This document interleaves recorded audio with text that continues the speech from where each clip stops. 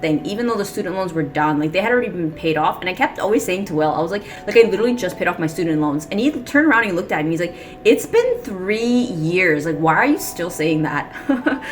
Hey there, my handsome and pretty little Cobras, and welcome back to the Cobra's nest. So today's video is going to be talking about, I had fallen out of love with minimalism. I'm going to be addressing and talking about my 2 years of abundance now that it is over, it is done. And yeah, I got 6 things that I want to talk about because I have been on a minimalism journey for quite some time.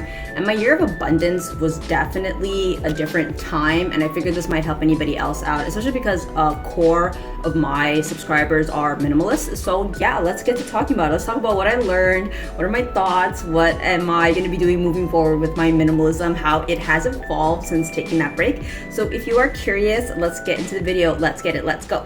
Woo.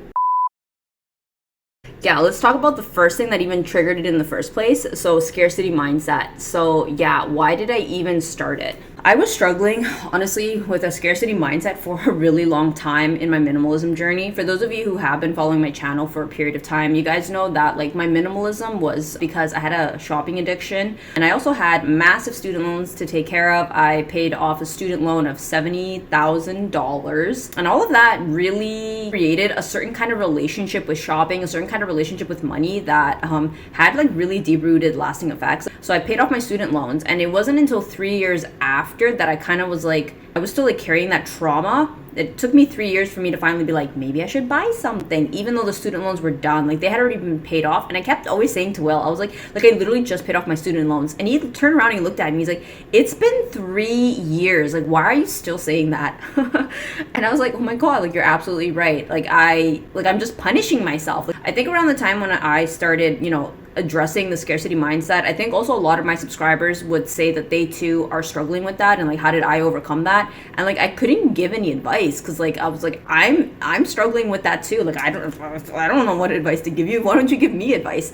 And like it was really hard. And the thing that really changed it for me was speaking with like a friend of mine. She's French. She's also a minimalist. You can definitely check out her channel. She's like, there was something about the way that she did minimalism that really revealed to me how mediocre my minimalism was. Like my minimalism for me had turned into the sick game of like, how could I torture myself? When I saw her using her minimalism to like live her best life, she let herself have luxury things. She wore makeup and like she just, everything about her was just like, it was like she was buying Chanel for God's sake. And I was like, I would not let myself buy anything. Like I couldn't even justify letting myself buy YSL. Like up until that point when I took the break, I wouldn't even buy YSL. Like I lusted for it and like I treated myself to like a fake one, and it was a miserable experience. And I'll definitely touch upon that. The thing that set me free is pretty much like I told her how I was feeling, and she was like, minimalism doesn't even exist. And we'll talk about that in point 6, so I will just put a pin in it. But I think that is really important in the narrative of like what triggered me to go on like literally full circle. Because if you think about it, like my YouTube channel, it's very niche. It's minimalism. To go against my own niche is like really like, unless you're a content creator, you really don't understand how like that's dangerous. Like I did lose a fair amount of subscribers. I want to say I lost like 50 subscribers. I wasn't really counting. I didn't really care. I wasn't making money off my YouTube channel much at that time, so it didn't really matter. Like I have my like job and my work, but to really like branch out against my niche was like really stupid. But I am so glad that I did it, because I really wouldn't be able to keep moving forward in my minimalism journey in a healthy way if I had not done that. So coming into number 2, so let's talk about the obsession with frugality. So before I discovered or spoke with She's French, because like I had followed her since 2020, but we weren't like YouTube friends or anything like that. So prior to that, like just me and my minimalism journey, from what I could see from other minimalists, especially like the bigger tier minimalists on YouTube, there's this really big push and narrative of like minimalism is like frugality, like they're almost synonymous. Like they really truly are not. Like a lot of people do say that minimalism is for rich people, and there is definitely reasons why that is. But for me and my journey, for the most part with minimalism, was like, yeah, it was like a discipline of frugality, essentially, is how I used it. It's like I would buy cheap things, and honestly, there's nothing wrong with that. Everybody needs seasons, and I had a season of frugality, a really long season of frugality. And even after I was no longer in struggle mode, I just could not switch. Like I could not get out of it. Like money was coming in, and everything was pretty good, and I still was like so fearful. I was like, it just didn't help. Like it was like I had student loans, then the pandemic. It was just like disaster after disaster. So I was just so scared. I was like, I need the money in case something happens. So with that being like the core thought, I just kept saving money and saving money and saving money. And like, if I even wouldn't buy anything, I was filled with self-hatred. Like, if I needed shoes, like, I hated myself. Like, if I wanted to buy something for the sake of like, I just like it, like, I would hate myself and be like, you're so weak. Oh my gosh, like, it was a toxic place to be, guys. Like, it was a downright toxic, and I'm so glad I don't have that relationship anymore. If I buy something because I like it, like, I am so happy for me, and I deserve the best, and I deserve my hard-earned money. Like, the relationship I have with myself and minimalism and money is just so completely different, especially in 2021 when I moved out from my mom's. That was a rough time. I remember I went to Winners and I bought myself these Tom knockoffs, and like, I almost vomited and I wanted to return them. And mind you, these shoes were $10, to just kind of like conceptualize how much I was really struggling with money. Okay, coming in at number 3. So I was also really scared of the judgment of my Cobra babies. Minimalism is, for the most part, like a big part of it is just kind of like fitting the niche. There's definitely all kinds of minimalists. There's definitely like luxury minimalists. I think minimalism has evolved a lot in recent years, but I feel like at the time when I was doing it, I was really scared of judgment. I really was scared to say like, I want to buy this, and like, I want to buy that, and like, there was a lot of things I wanted to buy. And you guys saw in my year of abundance, I bought a lot. Like, all the things I wanted to buy, I bought a lot, and like, I was really happy. After I want to say the past couple months in September, I haven't really bought anything. So for the past like 4 months, I haven't really bought much, but that's because like I bought all the things I wanted, and like, it's been great. Like, it's been legit great. And yeah, maybe it's embarrassing, and that's what I'm talking about, like, scared of judgment. For those of you who saw my moving video, I have like 3 or 4, or like had, I mean, I still have, I haven't really decluttered them. I've just organized them in my closet. But like, yeah, I had like 4 bags of trash bags of clothes, and I was like, people on the internet are gonna judge me, and I probably was judged, but I just kind of realized like I didn't care. And like, when I let go of the judgment of others, that's what really freed me to start my year of abundance. I was like, you know what, like, I have to live for me. And I thought about it, and I was like, what's the worst that's going to happen? I was like, the worst that's going to happen is I'm going to get judged on the internet, and I'm going to lose subscribers. And I was like, well, luckily my job is not tied to how many subscribers I have, so I don't have to worry about that. Am I scared of judgment? I was like, no one's going to really say anything. And truly, no one said anything. For the 2 years that I was in my year of abundance, I didn't have hate comments. People were just kind of like, I don't want to watch that. And so people left, and that was the end of that. So I don't know what I was so scared of. But after I had the year of abundance, I'm not afraid of judgment. I was like, yeah, no, I got to do what I got to do for me. And I'm so glad that I did. Okay, so number 4. So I craved luxury, and I craved it hard, and I was so ashamed to admit it. Like, I couldn't admit it. Like, I couldn't, especially because minimalism, a big facet of minimalism is like letting go of the ego and letting go of luxury products. And I was like, oh my God, like, I'm a bad minimalist. I love luxury. Like, oh my God. And it wasn't until I saw She's French, and I was like, she's a minimalist and a luxury lover. I honestly was so embarrassed with the way that I was handling my minimalism. Like, I thought I was doing great. Like, I thought I was like, you know, an upstanding, like, I legit thought I was like top tier. Like, I was being a good minimalist, and I just didn't have anyone else around me who had both, like, was both a minimalist and, you know, publicly was like, I like luxury. A lot of minimalists that I followed or watched were like, oh, thank God I don't have to buy luxury anymore as a minimalist. And I was like, oh my God, like, something's wrong with me. And then when I saw She's French, you know, living her best life with luxury, it was like looking in the mirror and realizing like, ew, like, what am I doing? Like, what am I doing? It was so eye-opening and so embarrassing to like look at myself in my frugality, because guys, honestly, there's nothing wrong with being frugal, but like, there were so many beautiful, lovely things and wish list items that I wanted, and I didn't let myself have it because I demonized them and was like, if I buy them, then I'm a bad person. And it was like, no,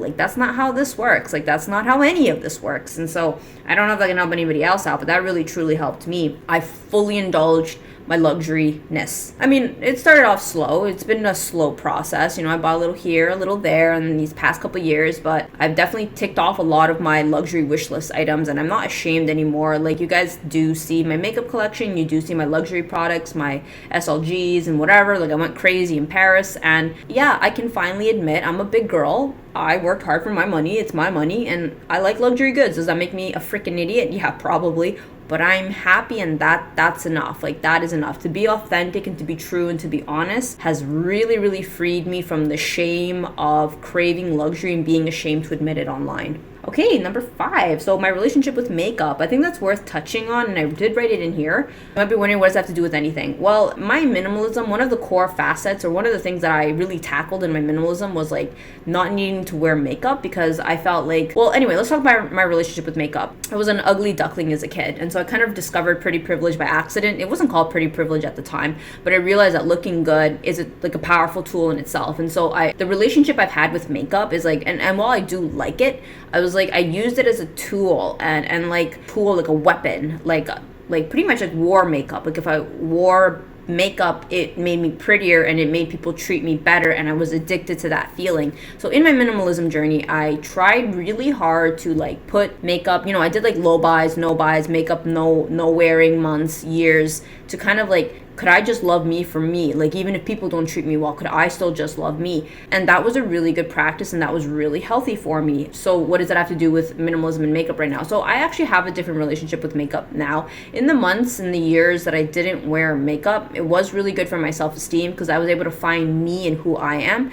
But currently, now that I'm aging, sometimes makeup makes me feel better. And that was something I didn't expect. I didn't expect that I was actually gonna enjoy it for my own sake. Especially because I create content, I work on Zoom, so I'm actually seeing my face all the time. And it was no longer for other people, but it actually came to a place of like, when I put on makeup, I felt pretty, and feeling pretty and like feeling good. And I'm not saying like, oh, when I don't wear makeup, I don't feel good. Like, I don't mind, but like, I have to be fully honest and fully transparent. Putting on makeup started to make me feel better. And so I was like, you know what? I'm just going to keep wearing makeup because it makes me feel better. And that's just currently where I am in my relationship. And I think that has to do with like the minimalism. I fell out of love with the aspect of minimalism where it was like no makeup is allowed in my life. And that was like a big struggle, because like I really did fight hard to kind of put on my channel that like, even though, yeah, most minimalists let go of makeup, like I couldn't let go of it. I couldn't let go of the privilege that came with wearing makeup. And I guess, yeah, I still have that right now. So whereas before I was like, I'm gonna hang on to makeup, I'm not gonna declutter it, like I'm still gonna hang on to it. Currently, I've been using it and wearing it more, and I'm actually really happy that I did not declutter my makeup, and I'm really happy that I'm like wearing it, enjoying it, and feeling pretty, and that's really good for me. And something that I wanted to mention was the first minimalist that I saw that decluttered her makeup. I'm not going to say her name. She was one of the first OG YouTuber minimalists that I started following. She was so pretty. She's actually a year younger than me or a year older than me. Somewhere in her journey, she just stopped wearing makeup and like actually just like got rid of it. And that shine, like that happiness, just the light went out. And like I kept watching her for years still after, not that the makeup thing has anything to do with anything, but there were plenty of times where she would say like she feels frumpy. I don't know the words that she used like off the top of my head, but it was in the realm of like feeling frumpy.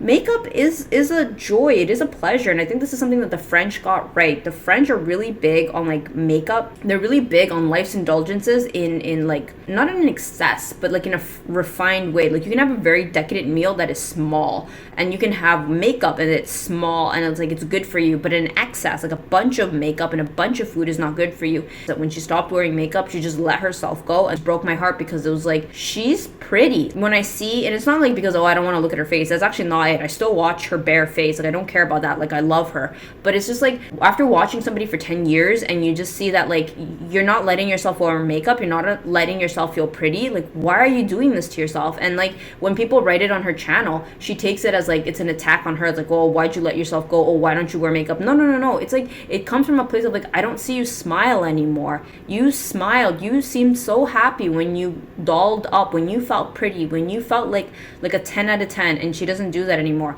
Anyway, my point being is, when I saw that, it made me really reflect on myself, and I promised myself that I was never gonna let myself not feel cute, not feel pretty for the sake of minimalism. And I don't know if that can help anybody else out, but I promised myself that I will still be a minimalist who wears makeup. Other minimalists can tell makeup where to go, but that will not be me. If I feel like being cute, I'm going to wear makeup, and if that makes me a bad minimalist, like, so be it.